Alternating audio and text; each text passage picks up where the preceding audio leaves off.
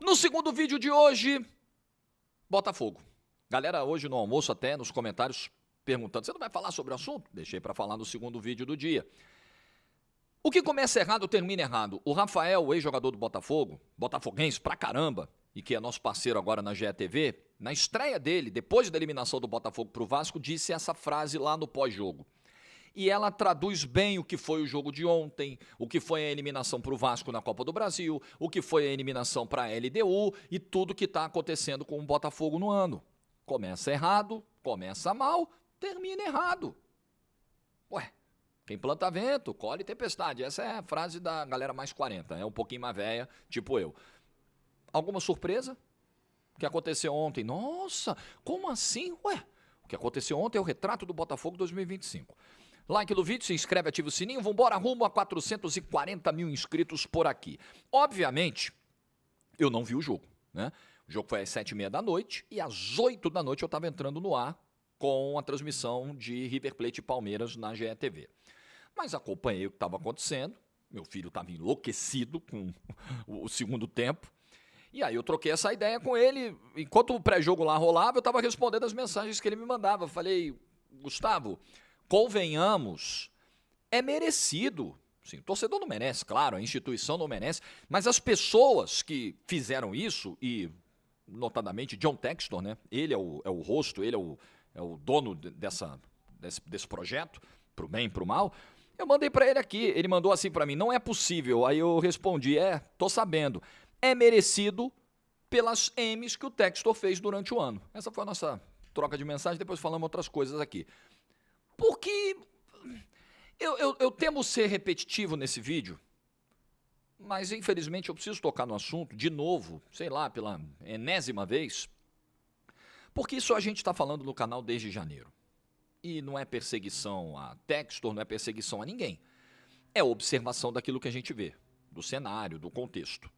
Observação pura e simples de quem acompanha o futebol brasileiro, sabe da complexidade, do equilíbrio, da dificuldade, do nível do futebol que se pratica aqui e percebe que não dá para tocar planejamento de brincadeirinha como o John Textor fez esse ano.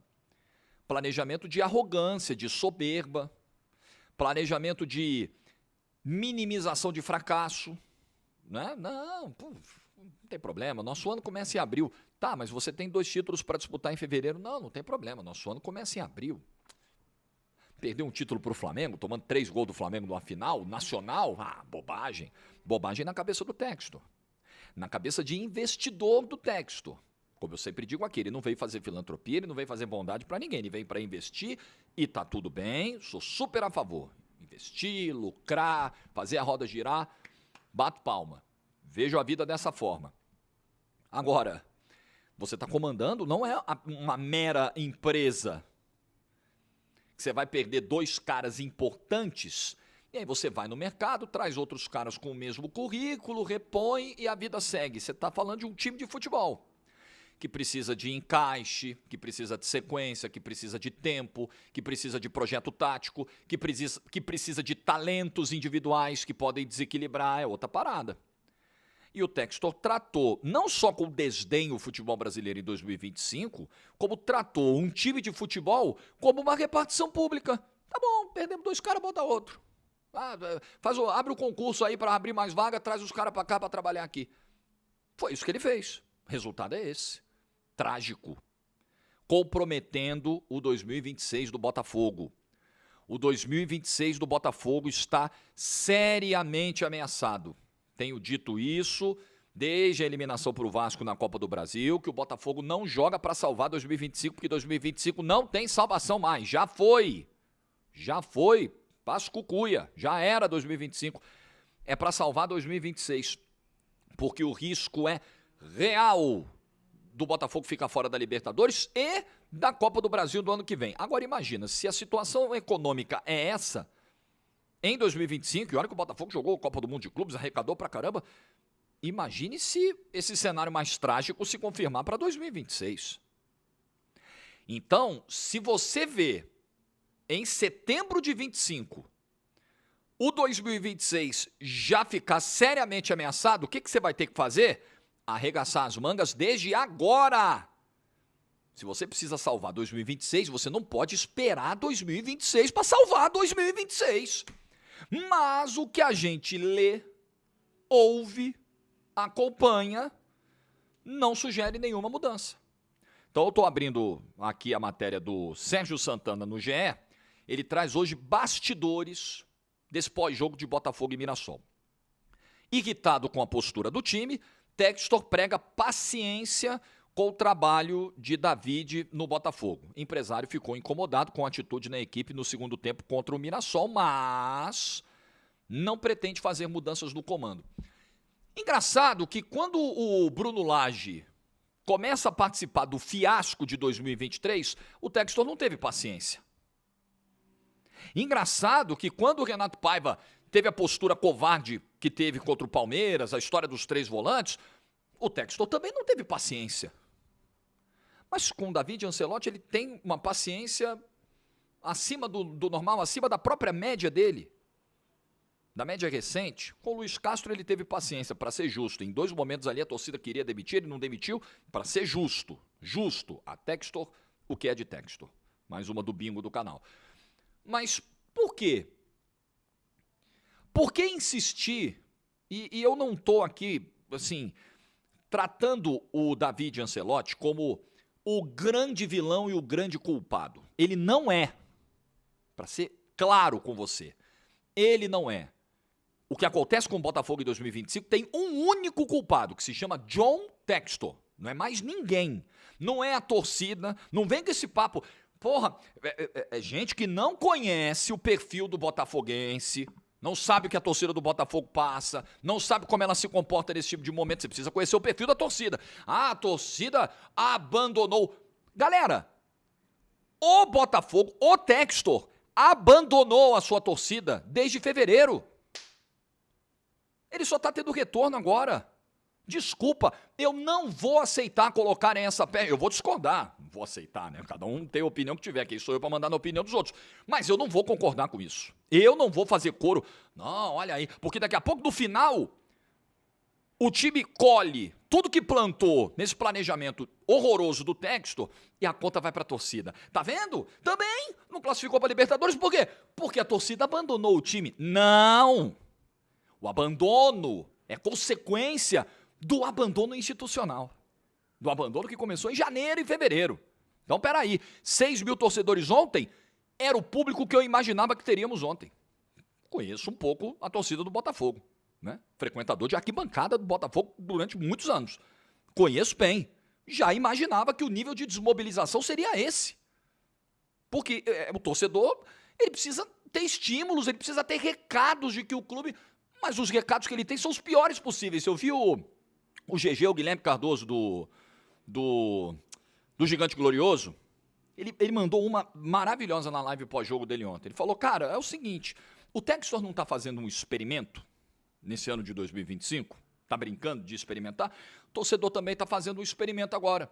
Na hora do jogo, ao invés de ir para o jogo, ele vai ver uma série, ele vai experimentar, ele vai fazer um churrasco, ele vai dar uma volta do shopping, ele vai fazer um experimento também. Genial. Genial. Você tem que tratar desse jeito, nesses termos, com ironia. Então não vou aceitar que se coloque a culpa na torcida do Botafogo. Mas voltando, eu não perco o fio, como vocês sabem. O David Ancelotti não é o culpado pelo que acontece. Agora, ele ocupa hoje uma posição para a qual ele não está preparado. Isso é evidente. Evidente. As rotações, algumas injustificadas no time, mostram isso.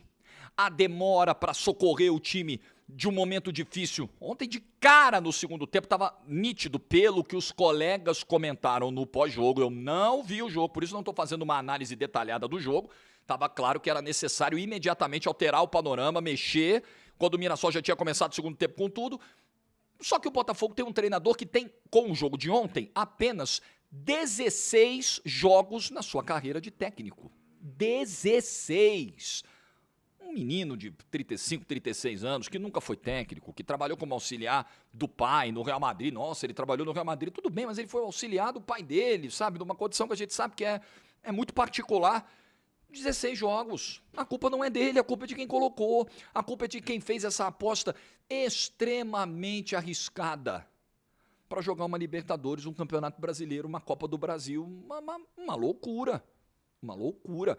Erros do início ao fim. Eu acho que esse trabalho, nesse momento, depois do resultado de ontem, então, sim, é preciso fazer alguma coisa. Você vai trocar o elenco todo? Não, né? É impossível trocar. O Textor ficou indignado com a postura dos jogadores. O David Ancelotti, no final do jogo, falou sobre mentalidade na entrevista coletiva. Eu estava até vendo essa aspa aqui, que essa oscilação excessiva, né, do time que faz o primeiro tempo tão maravilhoso e o segundo tempo tão ruim, é questão de mentalidade. O time não soube reagir bem nas adversidades. Ok, quem é o responsável por isso? É o treinador. De incutir essa mentalidade vencedora no elenco. A gente fala tanto do Palmeiras, né? Nossa, o Abel Ferreira transformou o Palmeiras numa máquina de competir, colocou lá competitividade, mentalidade vencedora na cabeça dos caras. Pois é. Mas qual a experiência, a bagagem que o David Ancelotti tem para fazer isso? Segundo a matéria do Sérgio aqui do GE, do Sérgio Santana, o Textor ganhou pontos, o David Ancelotti, com o Textor pela blindagem, pela forma como ele conseguiu lidar com essa briga jurídica da Eagle com o Textor, não deixando isso atingir o grupo. É isso que sustenta o técnico do Botafogo no cargo? Eu acho muito pouco. Também entendo que não é uma solução fácil achar um novo técnico nesse mercado de treinadores horroroso que temos atualmente. Horroroso, muito ruim. Quando se fala de treinador brasileiro, então, terrível a situação, terrível. Os treinadores brasileiros, alguns ficam bem chateados quando a gente fala isso, mas eu lamento. Eu tenho compromisso com a minha opinião, com o que eu penso, e eu penso isso de verdade, genuinamente. Acho terrível o nosso mercado de treinador hoje. Agora, é preciso fazer alguma coisa. Chegou nessa situação pelos erros cometidos.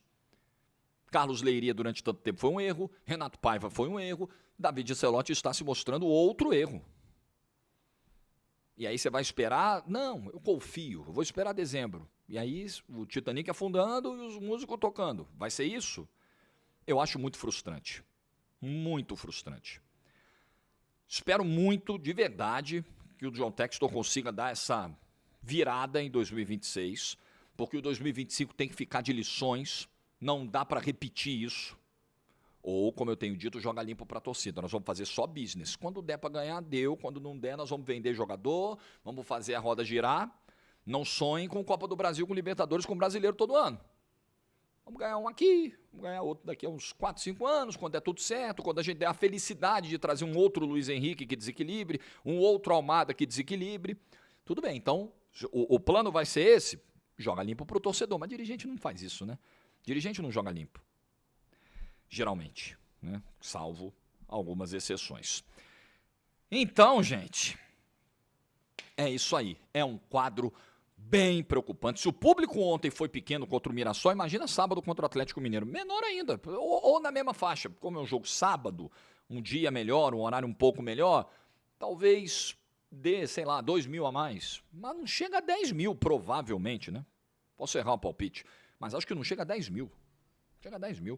Pior público do ano do Botafogo no Brasileirão. Nossa, que coincidência. Não botem a culpa na torcida, não.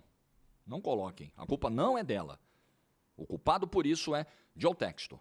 Ele ganha os títulos em 2024, a gente exalta, a gente joga confete, muito legal.